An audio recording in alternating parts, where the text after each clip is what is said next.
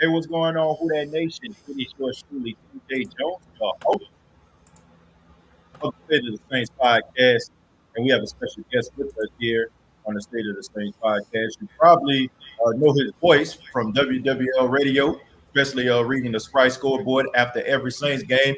But, he's been on the show before. Friend to the State of the Saints podcast. I'm talking about my guy, Mark Menard. What's going on, Mark? Oh, not much, man. How you been? Man, I've been all right, man. Glad to have you back here on the State of the Saints podcast and talk about yet another disappointing season for the New Orleans Saints, man. But we got to talk about it because I got to get your take. But before we start talking about the Saints, last season and the playoffs, let's go ahead and talk about some breaking news that just taken place in the last few hours. The Saints hired defensive coordinator, former defensive coordinator of the Dallas Cowboys, as well as coordinator with the Seattle Seahawks, Chris Richard, to be their secondary coach. So, Mark, first things first, what do you think about the hire of Chris Richard, and what do you think he can bring to the Saints secondary? I think it's a good hire. I know the Seattle Seahawks defense has been down a little bit over the last few years, but he was there when they were still kind of a force. He came in obviously after Dan Quinn left to coach the Falcons, but anytime you get somebody from that tree, I think you're doing all right. I don't know a ton about the guy yet. I'm gonna have to do my due diligence now that he's hired part of the staff, but I know a little bit, and I think in the role that he's going to be playing, he's going to be a great voice in the ear of Dennis Allen, and Dennis Allen's still going to be running the show. DA's still going to be running the show, and they're still going to have Ryan Nielsen there. I think this is another voice that can really lend itself towards making this defense or keeping this defense on the level it's been playing at. They were a little hit or miss this season, but they did lock into a groove kind of midway through the season, and you'd love to see them pick up that way when the season starts next year. And I think this is going to be a good push towards doing that. Yeah. Well, let me ask you this: do you think that this was a hire based on the fact that you've seen like the writing on the wall? Okay, you've seen Dennis Allen get an interview with the Philadelphia Eagles. So in the back of your mind, you're probably thinking to yourself, I don't know how many opportunities that I'm going to have with Dennis Allen. So do you think that they possibly hired Chris Richard, that, him being a secondary coach in case they lose Dennis Allen due to a head coaching job in the future, that he can slide on in there? So do you think that may have been the thought pattern of the Saints as well?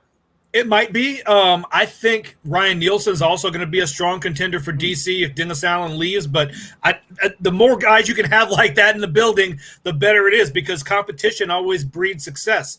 And if you've got Chris Richard and you got Ryan Nielsen, and they're both kind of dueling it out for who might be the successor to Dennis Allen, pushing each other is only going to make each one better. And I think you really couldn't go wrong with either of those guys if you were to elevate one of them. And so you've got another year here probably with Dennis Allen. All the coaching hires are pretty much done in terms of head coaches, and DA is not going to make a lateral move to another DC job. So it looks like we got him for another year, and I think that's a good thing. I think DA is very good with the Saints defense, and I think when he does, I think he is going to move on at some point. Yeah. I think he's going to get another opportunity. The one head coaching job he got was with the Raiders when the Raiders were super dysfunctional, and you can't hold that against him that he didn't do well there, because nobody did well there, and really we haven't yet seen John Gruden do well there. He had a better season this year than last, but we haven't even seen him bring that franchise to where they think they need to be. Right. So you can't hold it against DA that he didn't do well in Oakland, and I think he's going to get another shot. And when he does, you're going to have Ryan Nielsen, you're going to have Chris Richard both in the building, and I think one of those guys is going to be primed to make the move up. And right now, I would give the edge to Nielsen just because he's been here longer, and obviously Sean Payton really wanted to keep him since he gave him that hefty promotion and bonus to keep him from going to LSU. Yeah. So I think they probably think good things are in his future as well, but we'll see how Chris Richard does in the black and gold too, and I think he's another one with a bright future, whether it's here or not. Yeah, definitely. I was kind of in shock, Mark, that Chris Richard was out of the league. I mean, you look at what he did with the Dallas Cowboys. I mean, Rob Marinelli was the defensive coordinator, but people were ranting and raving about Chris Richard and the job that he did. And I can just remember just unfortunate a couple of years ago, around week 13, on Thursday night, the Saints took on the Dallas Cowboys, and they put on a great defensive performance against the New Orleans Saints. And Alvin Kamara, Drew Brees, Michael Thomas, all of them were non-factor. And Chris Richard had a lot to do with that. And like I said, this guy is a young coach. I think this is a great opportunity for him. Number one, for him to get back into the league, people to get eyes on him, because sometimes in the league, when everything is moving forward, people have a tendency of forgetting about coaches. So for him to actually be on the same sidelines, coaching the secondary, I think it can put eyes back on him again. And he's definitely going to be one of those coaches. It's rather he's going to be elevated to a DC position, or he's going to be elevated out of New Orleans as a head coach. I have so much faith in that guy that he can do some great things with this Saints secondary. Well, and I think that, when guys spend a year at home out of the league, I think it gives them a different perspective. Right. It lets them recharge their batteries, first of all, because, look, being a coach in the NFL, whether you're a head coach or assistant coach, is a grind. Right. And, when guys do it for years and years and years, you can see where, you might want to take a year off now that you've banked a little income and you got a little savings to fall back on. I think it's good for some of these guys to take a year off and take a look around the league, see what's out there, watch the games on TV and just kind of get a different perspective on how you do your job, how other teams are doing things. And then when you come back in, then you're ready to roll. And I think, a year off is not a bad thing for any coach in the NFL if they find themselves out of work for whatever reason. Right. Take that year and kind of find your way again, and it can bring some different ideas to the table. Yeah, no doubt about that. But let's go ahead and move on and talk a little bit about the Saints postseason. Mark, this is the fourth time in a row this has happened. Okay, expectations has been high. Super Bowl of buzz type aspirations for the New Orleans Saints. Yet in a crashing crescendo, if you will. The New Orleans Saints had an opportunity to beat the Tampa Bay Buccaneers for a third time. They couldn't get it done. And, a lot of, post-game storylines. Drew Brees playing with some injuries we didn't know of as fans. Michael Thomas getting 2 ankle surgeries.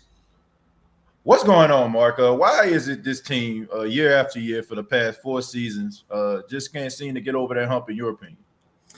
Well, first of all, winning a Super Bowl is hard. Every year, 31 teams go home unhappy, and only one goes home happy. And this should be a testament to people that this Saints team has this deep of a roster and is this talented and still couldn't quite get there. And I think the year of the no call with the Rams was the one that got away, because that's the year that they should have gone, and I think they probably would have won. At the very least, they would have put up more than 3 points on that Patriots defense, like the Rams did, and I think they would have made it more of a game. And I think that's the one they should have gotten. I think they should have probably gotten the one in 2011 when they had 5 turnovers against the 49ers, still almost pulled that game out, and then Roman Harper and Malcolm Jenkins went to sleep on Vernon Davis, and essentially ended up getting Malcolm Jenkins run out of town as a free agent. Yeah. And look, you've seen him back this year, and you see what he's still got in the tank. That's a good player that ended up, they had to make a change there because of that one playoff game, really. Yeah. And so it just shows you how tough it is to win a Super Bowl in the NFL. Now, as far as the Saints playoff aspirations, I think that this is a team that, people expected a lot of, and for good reason. But it's not necessarily a disappointment to me that they went out earlier than we would have all wanted. If you take a look at Sean Payton's playoff resume, he's made the playoffs 9 times. Right. And 7 of those, he's won at least one playoff game. Right. That's a pretty solid resume for a coach, including this year, where they beat the Bears, and then they ran into a Tampa Bay Buccaneers team that, for whatever reason, they beat them twice in the regular season, and the third time Tampa got them. Yeah. So, look, let's make no mistake about it. This is a talented Buccaneers team that for a long time was kind of a quarterback away. I think that there's still a lot ahead for Jameis Winston, but you can't deny that he was kind of holding that team back last year in terms of the turnovers. Right. And turnovers are one of the most important stats in football. If you lose that turnover battle, it's a huge uphill climb to try and win a game. And if you're greatly outmatching the team you're up against, then you probably got a shot. But if you're on an even footing, it's going to make things hard. And the Saints showed it. They turned the ball over 4 times against Tampa and couldn't overcome that to advance in the playoffs. So I think that this is a Tampa Bay Buccaneers team that was ready to make a push. And adding Tom Brady obviously was the big push over the mountain that they needed to get to the Super Bowl. I don't think they're going to win. I'm going to go on record and say I don't think Tampa's going to win, just because I think the Chiefs are just too much of a juggernaut right now with what they have on offense. And it just seems like even when you get up on them, they always have an answer. And that's going to be really hard for Tampa to overcome. But I'm not saying they don't have a shot.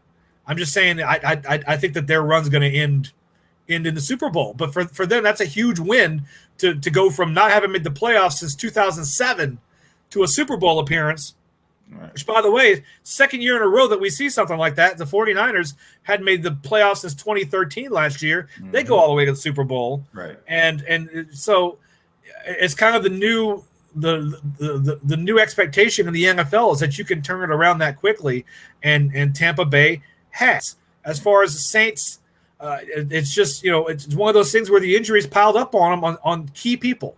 They were still relatively healthy for most of the roster, but man, when your stars are hurting, it's hard to overcome another team in the playoffs who has their stars available. And we see this every year.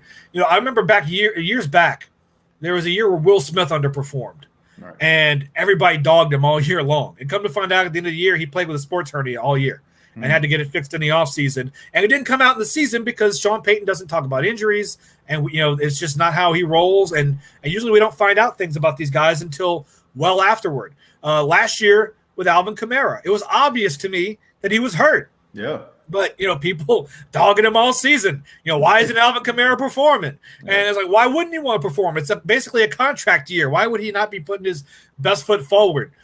Excuse me. And so it comes out at the end of the year. Alvin Kamara was hurt. This year with Michael Thomas, all years he's been trying to get back on the field, and people kind of dogging him because he wasn't performing. And it's like, Mike's hurt, guys. Like if you see a player consistently play well for their entire career, and then one year they have like a drop off and they're not like over 35, then you can guess there's probably an injury you don't know about. Exactly. And so you have to give these guys the benefit of the doubt. And I think that's where sometimes people get impatient as sports fans, is they don't look a little deeper below the surface and think, well, maybe this guy's dealing with something, because we all want the instant gratification. We all want the championship. And when we expect it and it doesn't come, it can be a little hard to fathom why it didn't happen. But I think in the case of Michael Thomas, obviously he was dealing with injuries and he's going to need surgery here in the offseason. Hopefully he can come back and he's young enough where he can come back and maybe be himself again.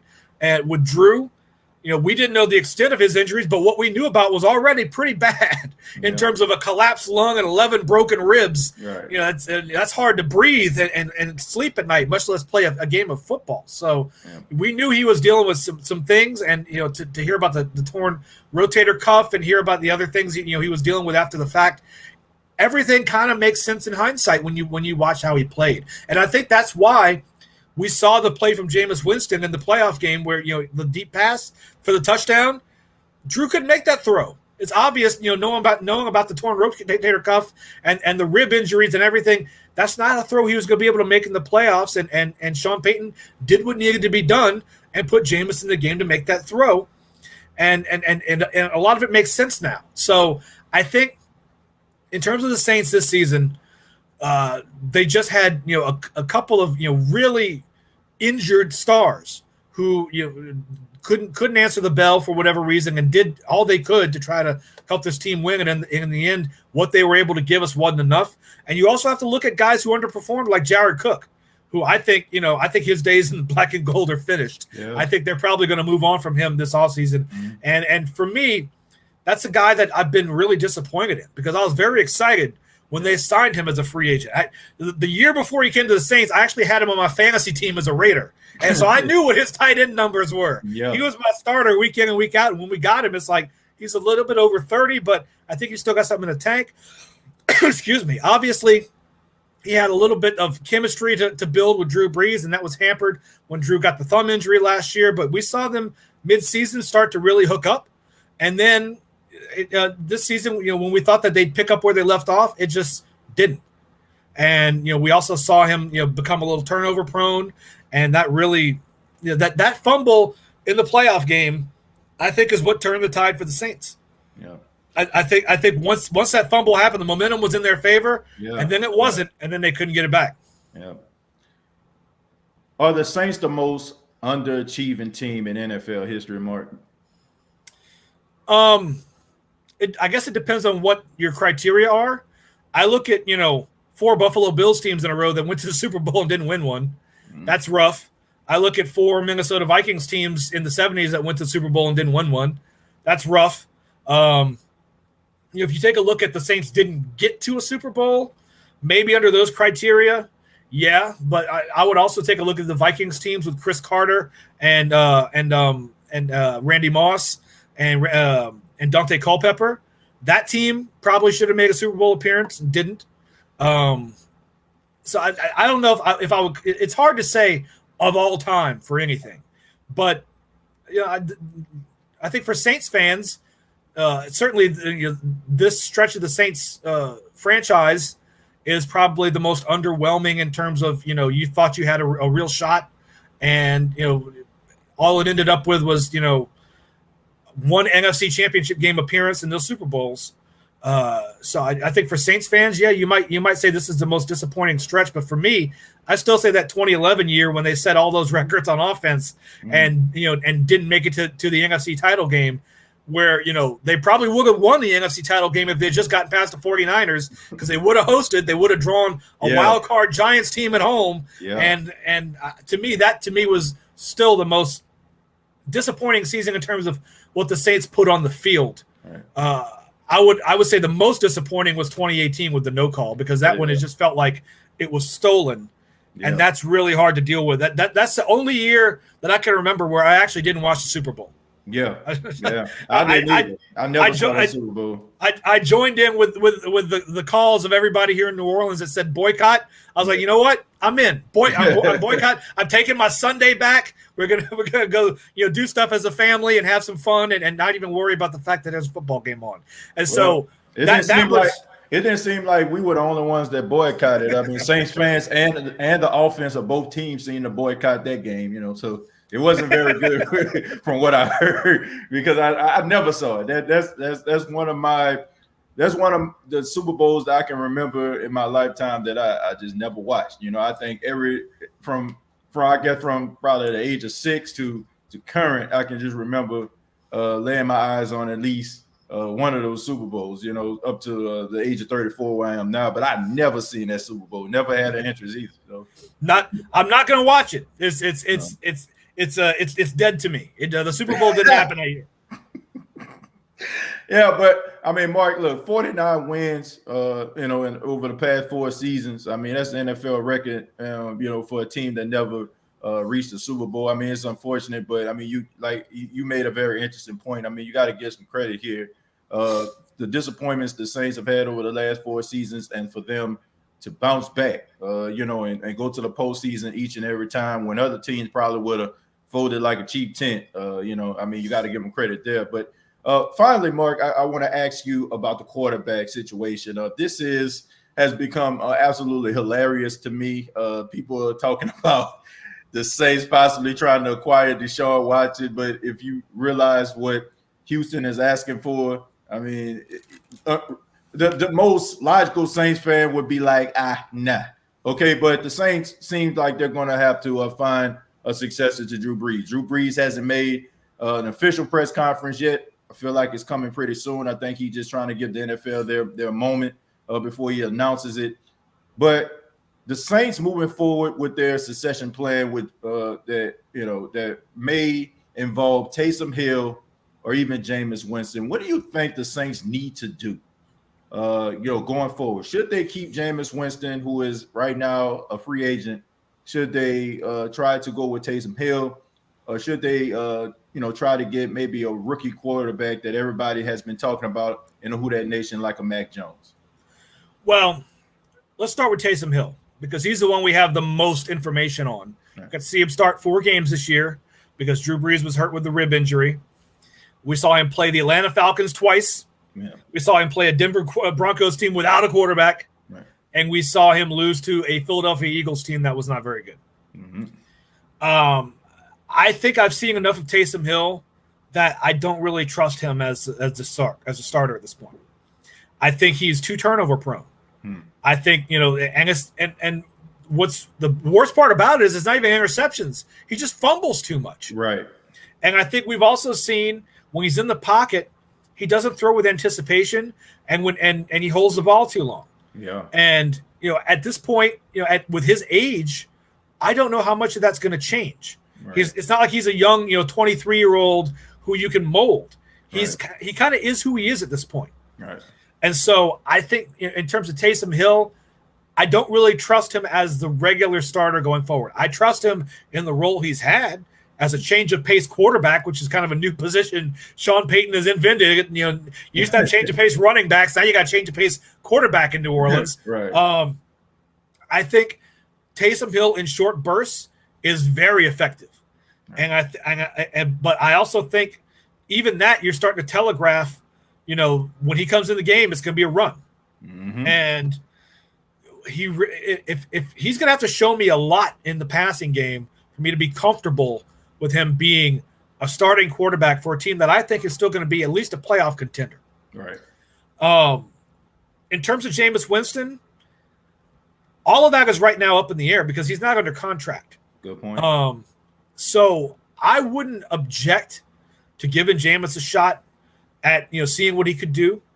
I think we talked about Jameis last time I was on, and I think the difference between Jameis and Teddy Bridgewater is that Teddy had a year in the system before he was thrust into a starting role, and I think that really set him up for success. Right. I think with Jameis, not only had he just gotten here, he didn't have mini camps, he didn't have training camp, he didn't have OTAs. It was all virtual, and then it is what it is with the season that during a pandemic, and they did the best they could. But I just I think this year would have been too soon to really give him a fair shot. And so personally, I'm glad that we got to see Taysom start. They might be fair assessment. I mean, you did see a combination of Jameis this year. Yeah. So yeah. I think it was good that we got a fair assessment of Taysom Hill while Drew was out this season, because I think as long as he's been in the system, he was ready for that. I think it would have been unfair to Jameis to throw him in and then hold it against him if something went wrong. Right. So I think, and late in the season, we saw him go in and run that play for the deep bomb in the playoffs. And I think, had something happened to Drew in that playoff game, I would have been more comfortable at that point with Jameis coming in because, he's had more time to digest the system. And I think, if they bring him back, he'll have a whole offseason with the playbook. He'll have hopefully actual OTAs and actual mini camps and actual training camp. And, we'll get to see what he can really do. We haven't seen him since Tampa let him go in any meaningful football. We know he had LASIK surgery, so hopefully his eyes are better.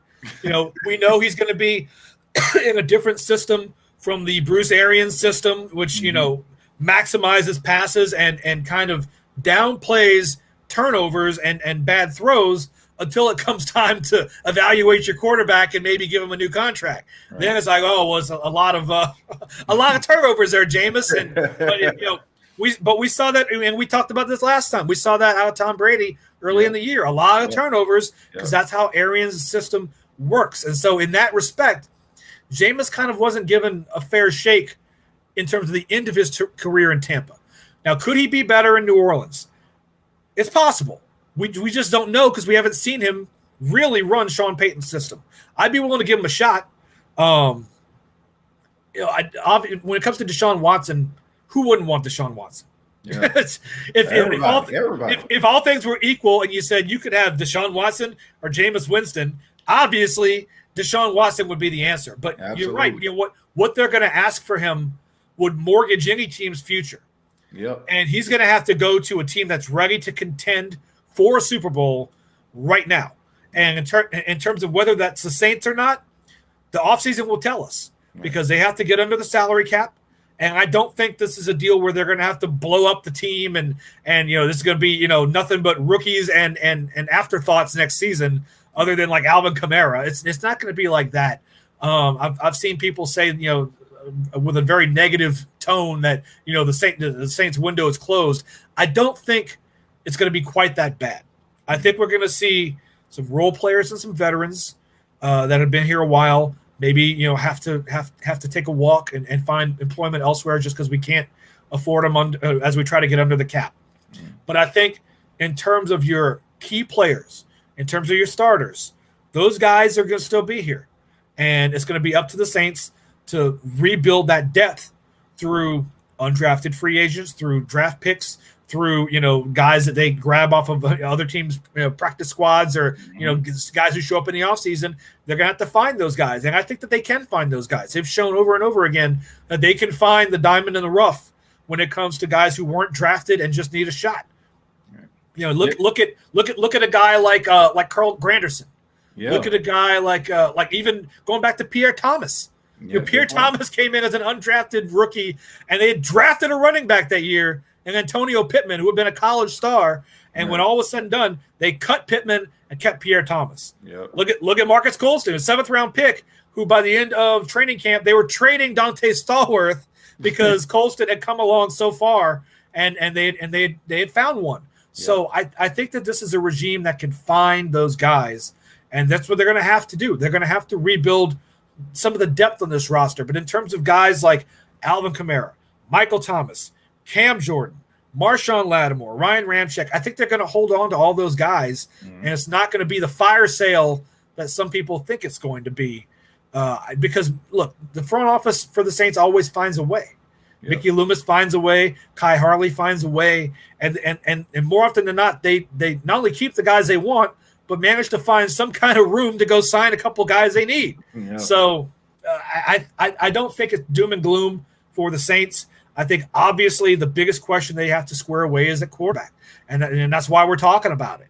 And if it's Jameis Winston, if that's the guy that Sean brings back and settles on, I'm going to trust Sean, because he hasn't led us astray in terms of with a couple of down years in there, when they were 7-9 a couple of times. And what did he do? He shook things up. He reevaluated his scouting department. He reevaluated his support staff and got it fixed. So I tend to trust Mickey and Sean in these decisions until they prove me otherwise. Yeah. And so if they bring back Jameis, then and he's the guy, I'm going to say, let's go. Let's see what he's got. Because I do think his second act is going to be different from his first. That's a fair assessment, Mark. I think a lot of people are rooting for Jameis Winston this time around. You hit the nail on the head when it comes to Bruce Arians. I mean, you look at the track record. Every quarterback that he was coaching always had a high rate of interceptions, and you can even make an argument and say that Tom Brady switched that offense around. He's running more of the New England type offense out there in Tampa. So I want to give Bruce Arians credit on there, a guy who has a huge ego. For him to humble himself and say, you know what, this isn't working. Let's try to go with what makes Tom more comfortable. And now they got a Super Bowl berth in the process. But Mark, thank you so much for being a part of the State of the Saints podcast. And before you go, my friend, let everybody know how they can get in touch with you. I'm on Twitter at Mark Menard 13. That's MarkMenard 13. I'm also, I work for WWL Radio. You can hear me on doing anchoring sportscasts every afternoon, starting at 4:00. I'm part of the crew with Bobby Hebert and Christian Garrick. I get to contribute on that show a bit. Right now, I'm kind of in full Pelicans mode, so you'll be hearing me talk Pelicans a lot. And late last season, I got elevated to hosting the locker room show after Saints games. So when Saints season cranks back up, hopefully I did enough, and they'll keep me around, and because that's a fun gig, and you guys can tune in and hear that on the Saints radio network when the season comes back around. Yeah, no doubt about it, Mark. And definitely want to get you back on the new podcast I have called the State of the Game podcast to talk Pelicans. But thank you so much, my friend, and you take care. Thanks for having me back. It's always a good time talking to you, man. Appreciate it.